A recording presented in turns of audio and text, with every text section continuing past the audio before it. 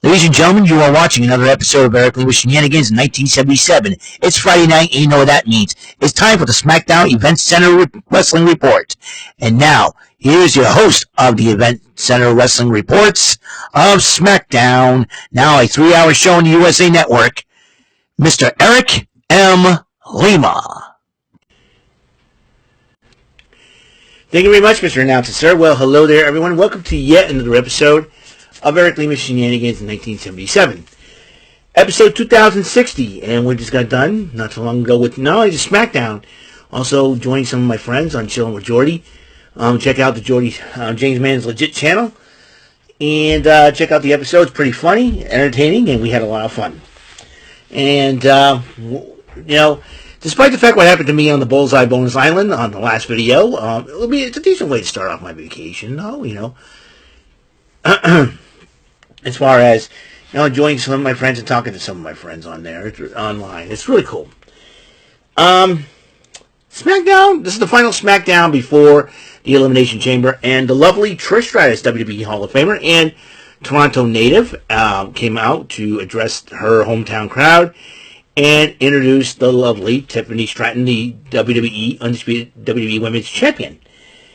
And they were talking about Tiffy and Trishy time, and they were talking about how they're going to beat Nia Jax and Candice LeRae.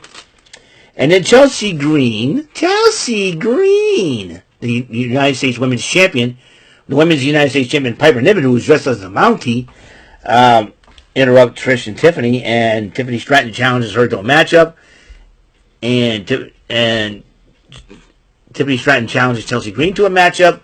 Chelsea Green says, I don't want to, I'm not ready, and then we got a referee, and Nick Aldis thought it was a good idea, so looks like the mystery opponent was Tiffany Stratton, so it'll be a champion versus champion matchup, neither title on the line. And during the matchup, Nia Jax and Candice LeRae got involved. And when Nia Jax put her hands on Tiffany Stratton, the match was over. Stratton wins by disqualification. And then Tiffany and Trishy fought out both Nia Jax and Candice LeRae. Nick Aldis, earlier on, before the show, made 3 matches that will determine the number 1 contender for the United States title. Here's how this works. Now, it was supposed to be a match against Shinsuke Nakamura and LA Knight. But due to Shinsuke Nakamura not being there, and that there was a death in the family for Shinsuke Nakamura, his older brother, he tweeted this out, and ended up passing away. So he's back in Japan paying his respects. So he made 3 matches. He made one match was supposed to be Solo Sikoa versus Andrade, but a little bit more on that. The other one, Braun Strowman versus Carmelo Hayes, and LA Knight versus Santos Escobar. The winners of those 3 matches advanced to a triple threat match to determine the number 1 contender for the United States title against the Wayward Samurai, Shinsuke Nakamura. But Solo Sikoa says that, you know what? Somebody needs to represent the family. We need to get back on track. Jacob Fatu, I'm designating you to face Andrade. So Solo Sikoa bows out in the matchup. Jacob Fatu takes takes his place in the number 1 contender qualifier. As Cody Rhodes was given a special locker room courtesy of The Rock, and it was a huge locker room to the point where R-Truth was in there, and he goes, "Hey, what's going on? This is good stuff." And he goes, "Oh, he's about to take your soul." Well, he's the soul man. I watched him when I was a kid. He mistook The Rock for his father, Rocky Johnson, which is even hilarious. And he goes, "You know what? It may be all well worth it. You should think about it." So looks like Cody Rhodes got one opinion of one superstar. We'll see what happens there. And then Andrade went up against Jacob Fatu. Fatu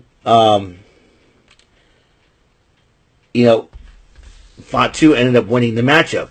Nick Aldis confronts the Street Profits for their actions last week, and they say, hey, And then Legado del Fantasma came out to confront the Profits to apologize. He said, we're not apologizing for nothing. And then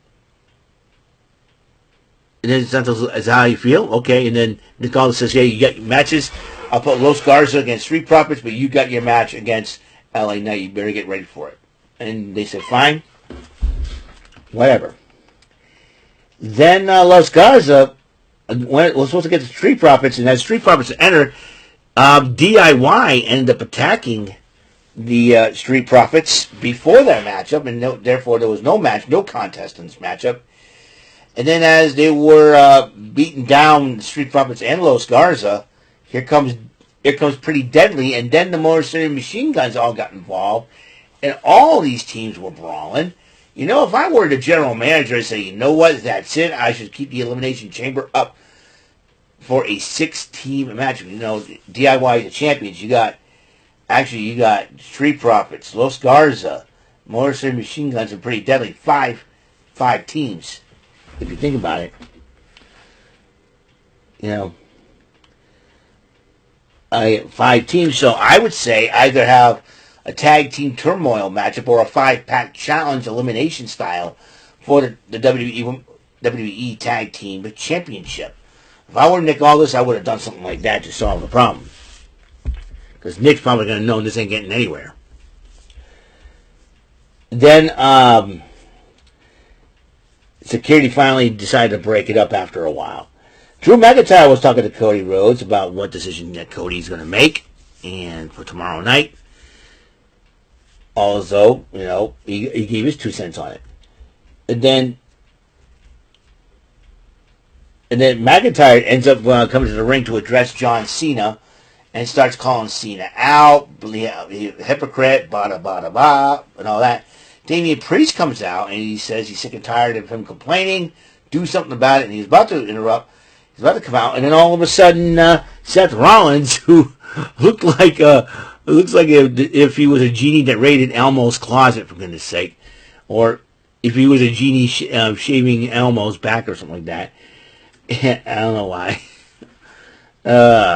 Anyways, he's addressing everybody, you know, all both men, and then CM Punk comes out and interrupts the 3 guys. And then John Cena's music ended up playing. We're all like, oh, look at this, John Cena, yeah. And all of a sudden, that freaking Beavis-looking butthead himself, Logan Paul, shows up. Saying he's going to beat everybody in the chamber. And then Logan Paul says, how's your jaw? To CM Punk. You want to find out? And he chases him, and Logan Paul retreats from the ring. What a coward. So. Then the second qualifier match for the United States title, number 1 contendership, LA Knight versus Santos Escobar. LA Knight won that one. Sami Zayn comes out to address the Toronto Crown and Kevin Owens. And he says, I know you're here tonight, you know. And I wonder if, you know, he saw the video with Kevin Owens standing outside the man's house, for goodness sake. So. Then Kevin Owens responded to him and said some things to him at the Rogers Center. He was at the Rogers Center basically I don't know, what's across the street or what. Yeah, he says, I'm at the Rogers Center, ready to go. So he said, hope this is what you want. So basically that's what, Kevin Owens said, gave a little stern warning to Sami Zayn about tomorrow night's matchup. The Miz talks to Carmelo Hayes and says, hey, Mel, the Miz is awesome. Hey, I got to get ready for my match. He said, do the thing you do, right? And he talks to Cody Rhodes and he's encouraging Cody Rhodes to take the Rock's offer. And would be very interesting to see how this develops. Then there was the third United States qualifying matchup, number 1 contender qualifying matchup. Braun Strowman against Carmelo Hayes. During the match of Tama Tonga, excuse me, got involved while Braun Strowman was taking care of him. The referee distracted. Referee was checking up on Tama Tonga, and then Carmelo Hayes grabbed a steel chair, pounds it with the mat, and then throws it at Braun Strowman. Referee caught Braun Strowman with a chair and decided to ring the bell for a DQ victory for Carmelo Hayes. Carmelo Hayes pulled an Eddie Guerrero. Oh no, I don't think Braun Strowman's not going to be very happy about that, man. It was crazy. So, it was totally nuts. And then Strowman decides, since it's Tama Tonga's fault, he decided to attack him after the matchup. Bianca Belair, Naomi, and Bayley were talking about talking in the locker room about the Elimination Chamber, who's going to win it and all. But we said we got a 6-woman tag match to deal with. This 6-woman tag match is Bayley, Naomi, and Bianca Belair versus the new tag team champions, women's tag team champions, Raquel Rodriguez and Liv Morgan, teaming up with the debut with Roxanne Perez making her first match on SmackDown. Roxanne Perez did pick up the victory for her team by pinning Bayley with the Pop Rocks, as her and Morgan Rodriguez get victorious. And then Alexa Bliss comes from behind and drops Roxanne Perez with his sister Abigail. And then Byron Saxton interviews Charlotte Flair, as Charlotte Flair was talking smack about Tiffany Stratton. And then Shinsuke Nakamura addresses the free winners of those triple threat matches, and one of you will have to face me and seal your fate. Jacob Fatu addressing Knight and Hayes before his matchup as the United States title #1 contenders match. Jacob Fatu, Kamel Hayes, and LA Knight. Anything goes. And LA Knight ended up winning that matchup. We'll get a rematch with Shinsuke Nakamura for the United States title. CM Punk's talking to Cody Rhodes and said, hey, I've known you for a long time, known your dad. You know, he gave Rhodes some advice. Then Michael Cole interviews Cody Rhodes. But then they said, as another gift, there was a big red truck with Cody Rhodes' logo on it, and The Rock appears on Tron on his way to Toronto. He said, hey, you're going to give me my answer? And then he had a belt that says Cody sold, and then they had the date, I think June 21st, 2015 is when Dusty Rhodes passed away. I don't know about that. And Rock's playing some serious mind games. So that's it for the final SmackDown before Elimination Chamber. Before we conclude this video, though, however, I'm going to make my picks and predictions here right now for the Elimination Chamber, like I did last night on Rant and Rave. Kevin Owens against Sami Zayn one-on-one. KO. I picked KO to win. Trish Stratus and Tiffany Stratton versus Candice LeRae and Nia Jax. I picked Team TS to win the matchup. The Women's Elimination Chamber match. It'll be Liv Morgan versus Bianca Belair, Naomi, Bayley, Alexa Bliss, and Roxanne Perez. I picked Liv Morgan to win it. I think a rivalry renewed with Rhea Ripley. But then, now the Men's Elimination Chamber match. Now, this is why I picked this gentleman to win. I know not a popular choice. I picked John Cena to win. It's John Cena versus CM Punk versus Drew McIntyre versus Logan Paul versus Damian Priest versus Seth freaking Rollins. I picked John Cena to win because I have a weird hunch that Cena has played us. And possibly his turn to become what most fans are going to hate is going to be a heel, a corporate heel. I think the whole retirement thing could be but a bunch of junk. It could be. We'll see what happens tomorrow night. And also the decision of Cody Rhodes. Now, the winner of the Elimination Chamber match all hangs on the fact, could be determined on what Cody Rhodes' offer is. Answer to The Rock's offer. We shall see. We shall see and find out in this whole situation. So, that's all the time we have on this show, episode 2060, as we're going to get ready. Tomorrow's March 1st. My vacation begins. Can't wait to see what develops. So, Elimination Chamber tomorrow night. We got some card sharks too. Can't wait. So, I'll see you guys later. You guys have a wonderful day. And until next episode comes rolling around, Mr. Announcer, take us home.